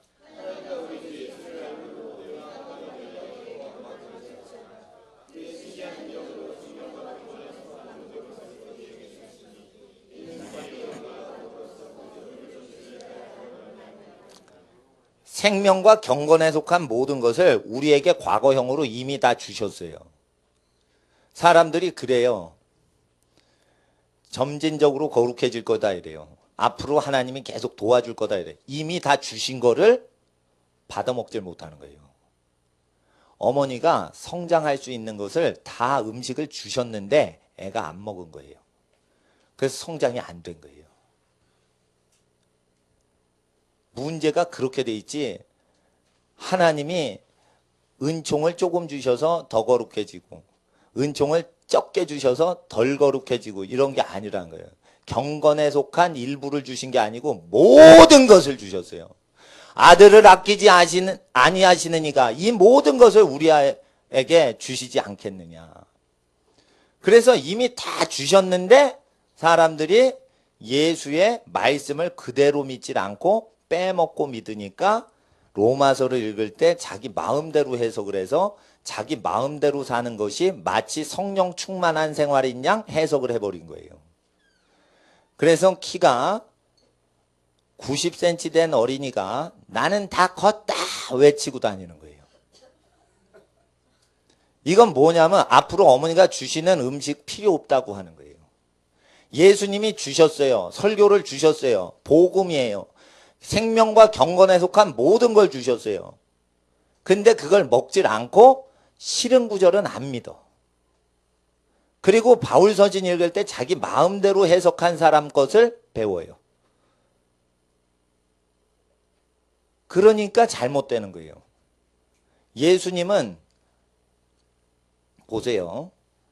학비를 받고서 가르쳐 주시지 않았어요. 신학교 가면 학비를 내고 배워요. 학비를 내고 배우는 것 같고 예수님 걸 다 이해를 할 수가 없기 때문에 하나님 앞에서 값으로 칠 수 없어서 무료로 가르쳐 주신 거예요. 그러면은 성경을 딱 갖고서 그대로 읽어야 되는데 이것을 그대로 읽으면은 여러분 말씀드립니다. 모든 책은 다 쓰레기가 됩니다. 성경책이요 원래 몇천 원 했어요. 근데 주석 성경을 딱 발행해서 밑에 뭘 넣죠? 그럼 순식간에 5만 원짜리 성경으로 둔갑을 한다는 거. 분명히 작년에 원래 폰대로 하면 5천 원짜리인데 밑에 주석이 들어가죠? 가죽으로 이렇게 겉을 뒤집어 씌우죠? 5천 원이 순식간에 5만 원짜리 됩니다. 제 성경이 이렇게 알맹이만 있죠? 이거 5천 원입니다. 근데 가죽 성경 붙이죠? 이거 5만 원입니다, 이거. 이건 아무 쓰잘데가 없는 거예요, 이거. 이거 알맹이를 봐야 되는 거예요. 이거 알맹이. 내용을 봐야 되는 거예요, 내용을. 근데 내용을 안 믿어요. 그리고 신학이라는 껍데기를 믿어요. 그러니까 비싼 거예요. 그러니까 등록금이 100만 원, 200만 원 넘는 거라. 그대로 읽으면 되는 거예요. 여러분, 예배 때 헌금을 안 내셔도 그대로 공짜로 배우는 거예요. 누가 예배 때 말씀을 헌금 내고 배워요? 교육을 잘못 받고 온 거예요. 가난한 사람도 무료로 다 받게 하시려고 하나님께서 무료로 복음 증거하라고 돼 있어요. 헌금이 있으면 계속 앞으로 무료로 복음 증거하거라 해서 헌금을 받게 하시는 거지 값 내고 배우는 게 아니에요. 여러분, 어머니 사랑 돈 주고 못 사요. 하나님 사랑은 더 완전하신데 이거는 돈 주고 못 사는 거예요. 그래서 하나님이 값 없이 모든 걸 주시는데 그것을 예수님이 값을 치르셔서 우리에게 주셨으니 생명과 경건에 속한 모든 것을 이미 다 주셨는데 이것은 하나님을 예수 그리스도를 알므로 가능하다. 그래서 예수님을 체험해봐라. 그래서 복음서를 통해 예수님을 알아보라는 거예요.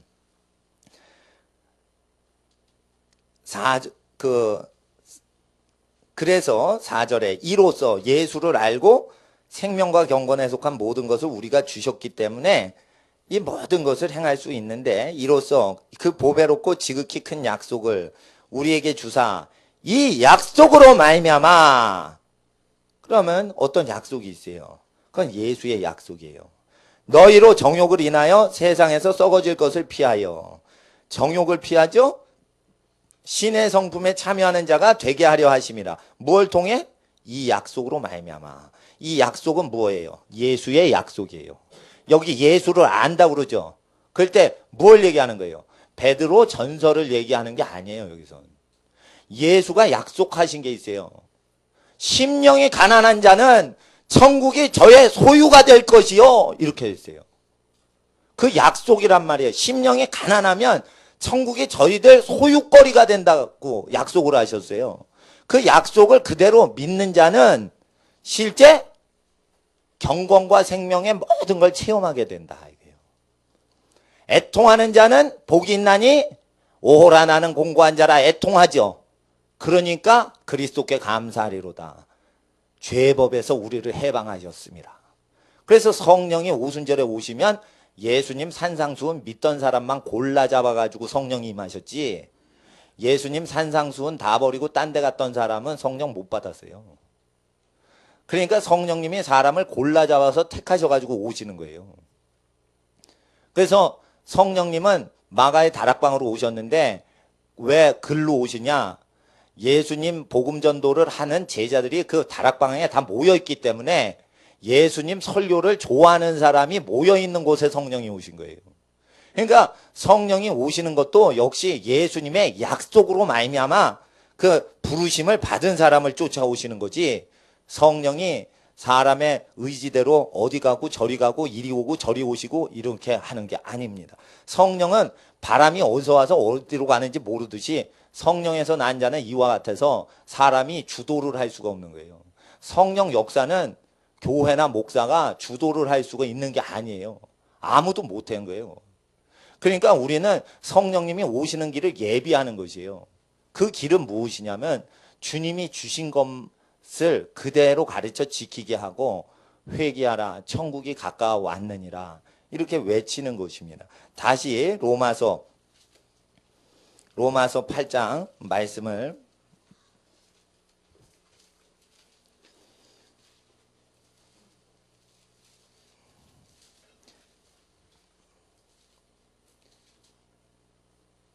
(1, 2절을) 읽어주시기 바랍니다. 8장 1, 2절 시작.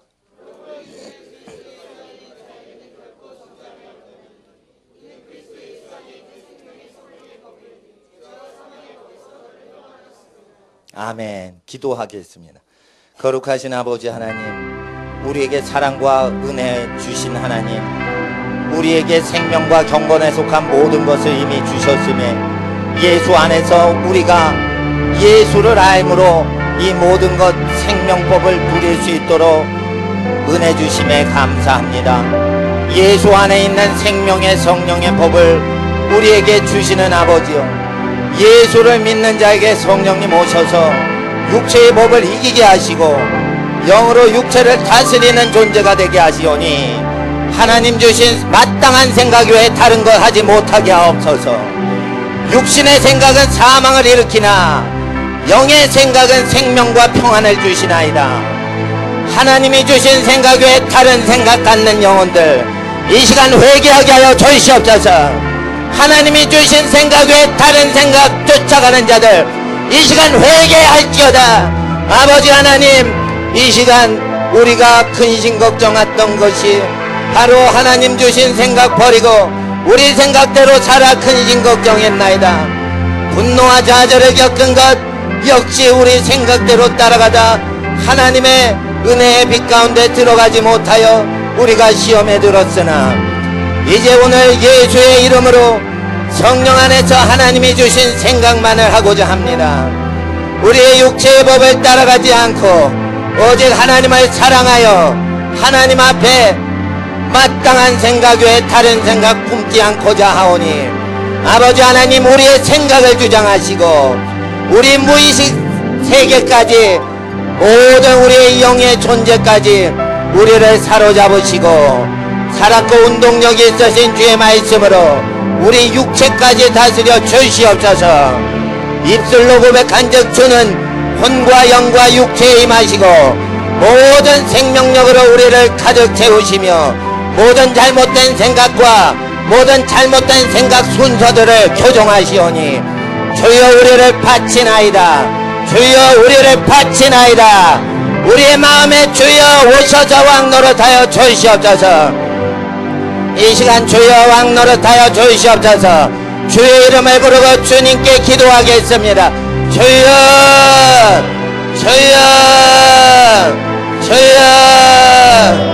성령 하나님, 주님이 주신 생각 외에 다른 생각을 다 버리나이다. 하나님 앞에 주님 주신 생각 외에 다른 생각 다 버리나이다. 하나님 앞에 깨어 기도하게 하시고 오직 다른 생각이 우리 마음을 잡지 못하게 하옵소서. 성령이 오셔서 육의 생각으로부터 우리를 해방하시고 세상과 귀신의 생각으로부터 우리를 해방하셔서 악한 영아 예수의 이름으로 명하나니 모든 사람의 마음의 생각을 떠나갈지어다. 악한 마귀의 생각과 육신의 생각은 예수의 이름 앞에 잠잠할지어다. 아버지 하나님 앞에 깨어 기도하게 하옵소서. 아버지 하나님 앞에 깨어 기도하게 하옵소서. 하나님 앞에 깨어 기도하게 하옵소서. 하나님 앞에 깨어 기도하게 하옵소서. 하나님 앞에 깨어 기도하게 하옵소서. 하나님 앞에 깨어 기도하게 하옵소서. 하나님 앞에 깨어 기도하게 하옵소서. 아버지 하나님, 우리의 마음의 뜻과 생각을 주님께 맡겨드립니다. 주의 뜻이 다 이루어지기까지 우리로 하나님의 뜻을 온전히 쫓아가게 하옵소서. 아버지의 안식에 들어가기에 힘쓰고자 하오니 누구든지 순종치 않은 자 아니하는 분에 빠지지 않게 하려고 하나님, 우리가 모든 안식에 들어가길 아버지 간절히 원합니다. 하나님의 말씀 살았고 운동력이 있으므로 우리의 혼과 영과 관절과 골수 찔러 쪼개시나이다. 아버지여, 우리의 마음의 생각과 뜻을 드러내소서. 지으신 것이 하나도 그 앞에 나타나지 않음이 없사오니 만물이 우리를 상관하시는 하나님 앞에 벌거벗은 것 같이 드러나나이다. 아버지 하나님 앞에 거룩하게 살게 하옵소서. 거룩하게 살게 하옵소서.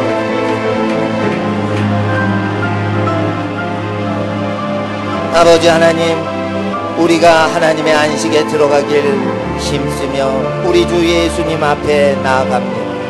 하나님 말씀 살았고 운동력 있어 예리하여 혼과 영과 관절골수 찔러 쪼개기까지 하시며 우리의 마음의 생각과 뜻을 감찰하시나니 지으신 것이 하나라도 그 앞에 하나님 앞에 나타나지 않는 것이 없고 만물이 하나님 앞에 벌거벗은 것 같이 드러나나이다.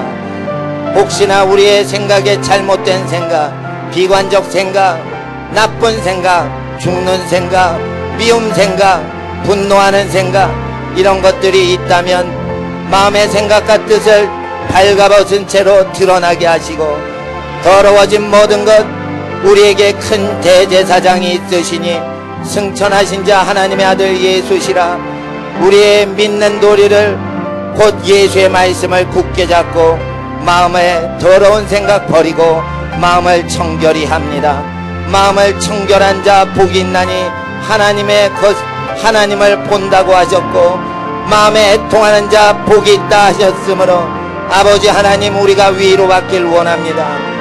누구든지 죄 없는 자 없으나 누구든지 예수께 나와 우리의 마음의 뜻과 생각을 주님께 아뢰고 하나님의 거룩한 대제사장 예수께 죄사함 받길 원하온즉 예수여, 주님의 보혈로 우리 죄를 씻기시고 우리의 모든 영혼에 망가져 있는 모든 것들 거룩한 하나님의 형상으로 다시 복원하여 주시옵시고 무너져 있는 하나님 나라의 모든 터를 다시 재건축자이신 예수여, 모든 무너진 터의 머릿돌 되시고 다시 건축하여 주셔서 아버지 하나님 앞에 지나간 어릴 적 슬픔과 어릴 적 고통과 어릴 적 분노들을 예수 앞에 다 씻김 받고 하나님 앞에 새 마음 얻게 하여 주시옵소서. 말씀을 들은 적 이 말씀이 한 번 들을 때 끝난 것이 아니오 계속 살았고 운동력이 있어 움직이시고 우리의 모든 나쁜 것을 드러내시고 교정하옵소서. 아버지 하나님, 기록된 말씀은 살았고 운동력이 있사오니 성경 기록된 말씀 하늘의 마음으로 보게 하시고 성령 하나님, 날마다 성령님이 주시는 생각으로만 충만케 하여 주시옵소서. 우리의 모든 가정과 범사 일주일에 주님 주장하여 주시고 주님 다스려 주시옵소서. 이 시간 우리 주 예수님의 이름으로 간절히 기도드리며 간구하옵나이다. 아멘. 우리 한 번 더 기도하겠습니다. 일주일의 모든 것 주님 다스려 주시고 일주일의 모든 생각들 1초라도 하나님 생각 아닌 다른 생각, 하나님 주신 생각 아닌 다른 생각 내 마음에 들어오지 못하게 하시고 내 마음이 내 생각을 다 분별하게 하옵소서. 깨끗한 마음으로 생각들 다 분별하여 쓰레기 같은 생각 다 쓰레기통에 버리듯 다 버리며 하나님 나라의 생각들, 지혜로운 생각, 존귀한 생각, 영화로운 생각, 하나님 앞에 거룩한 생각들로 충만하여 집이 모든 하나님의 복으로 차게 하옵소서. 이 시간 주님이 일주일 다스려 주시옵소서. 내 영혼의 구주 예수여 다스리소서. 주여 부르짖고 기도하겠습니다. 주여, 주여, 주여. 아버지 하나님, 일주일의 생각을 다스려 주시옵소서. 일주일의 생각을 다스려 주시옵소서. 우리의 생각을 다스려 주시옵소서. 우리의 생각을 다스려 주시옵소서. 우리의 생각을 다스려 주시옵소서. 우리의 생각을 다스려 주시옵소서. 우리의 생각을 다스려 주시고 일주일에 합당한 생각으로 우리를 충만히 채워 주시옵시고 아침에 합당한 생각, 점심에 합당한 생각, 저녁에 합당한 생각, 심소의 밤에 들을 때 하나님 주신 생각으로 충만케 하시고 하나님 주신 생각으로 날마다 기도하게 하사 하나님 주신 생각이 다 기도거리가 되고 기도 제목이 되게 하옵소서. 아버지 하나님 앞에 깨어 기도하게 하사 날마다 주님 주신 생각으로 기도하는 하나님의 자녀 되게 하옵소서. 하나님이 주신 생각, 하나님이 주신 생각, 그 생각으로 날마다 말하고 행동하며 기도하게 하옵소서. 아버지 하나님 앞에 일주일을 맡겨드립니다. 주의 나라 임하여 주시옵소서. 날마다 주님이 주신 생각으로 일주일을 말하고 행동하고 생활하게 하옵소서. 주님이 주신 마땅한 생각으로 일주일 동안 쉬지 않고 그 생각 떠오를 때마다 기도하게 하옵소서. 주님이 주신 생각으로 영적으로 기도하며 주님이 주신 생각으로 혼적으로 사고하고 주님이 주신 감정과 생각으로 하나님의 마음을 품으며 주님이 주신 생각과 지혜로 손을 들어 행동을 하며 주님이 주신 생각대로 어디로 가며 어느 때 일어나며 어느 때 앉는지 서고 가고 쓰고 하나님 앞에 모든 행동하고 발걸음 거는 모든 방향을 주의 생각으로 인도하여 주시옵소서. 악한 마귀야, 예수의 이름으로 너희를 꾸짖노니 하나님의 자녀 마음속에 악한 생각, 잘못된 방향으로 인도하는 악한 생각들아, 너희는 예수의 이름으로 꾸짖노니 다 떠나갈지어다. 마귀와 귀신의 세력아, 각 집에서 역사하려고 틈보는 어둠의 영아, 예수의 이름으로 명하니 각 집에서 떠나갈지어다. 모든 사람 사이에 오해나 의혹을 증폭하는 미혹의 영과 의심과 다툼과 분열의 귀신아, 예수의 이름으로 명하니 모든 가정과 직장과 사회에서 떠나갈지어다. 학교에 있는 학생들에게 나쁜 말을 전파하려는 미혹의 귀신아, 예수의 이름으로 명하니 학교에서 어린 영혼에게서 떠나갈지어다. 아버지 하나님, 범사의 성령님, 하나님 생각으로 우리를 채우소서. 하나님 감정으로 우리 감정을 채우소서. 하나님의 의지로 우리 의지를 채우소서. 그리함으로 항상 실망치 않고 낙담하지 않고 오직 소망과 하나님 앞에 기쁨과 평강을 누리고 하나님 앞에 감사와 찬송과 영광을 주님께 돌리는 날마다 승리하는 일주일 되게 하여 주시옵소서. 이 모든 것 간절히 일주일 주님께 아리고 기도할 때 아버지 하나님 앞에 성결한 예물을 주님께 바치오니 아버지 하나님, 이는 주님께 바치는 예물이요 하나님 나라를 위하여 바침으로 드리고 바치는 모든 손길 축복하시고 이 세상에서 하나님의 능력으로 달려가도록 주여 하늘의 복과 땅의 복으로 함께 하시고 손으로 하는 모든 일에 복을 더하시되 그 가정에 기업을 더하시고 자녀들의 모든 일에 하나님 복을 더하사 머리 되고 꼴이 되지 않고 위에 있고 아래 있지 않게 하시고 아버지 하나님의 지혜로 달려가는 슬기로운 하나님의 자녀 되게 하옵소서. 집안의 모든 범사 주님 왕 노릇하시는 예수의 이름을 높여드리며 주님께 의탁하오니 주여 승리의 이름으로 날마다 예수의 이름으로 승리하게 하옵소서. 거룩하신 하나님께 이 모든 것 간절히 기도드릴 때 지금은 우리 주 예수 그리스도의 은혜와 아버지 하나님의 신실하신 사랑하심 모든 은총과 하나님의 성령께서 운행하시고 교통하시고 역사하시고 인도하시는 모든 은총이 하나님을 사랑하며 하나님이 주신 생각으로 일주일 달려가고자 헌신하는 모든 하나님의 자녀들과 속한 권속과 모든 가정 위에 모든 이 땅의 교회와 복음 증거하는 모든 사역 위에 이제로부터 영원토록 함께 하시길 간절히 축원하옵나이다.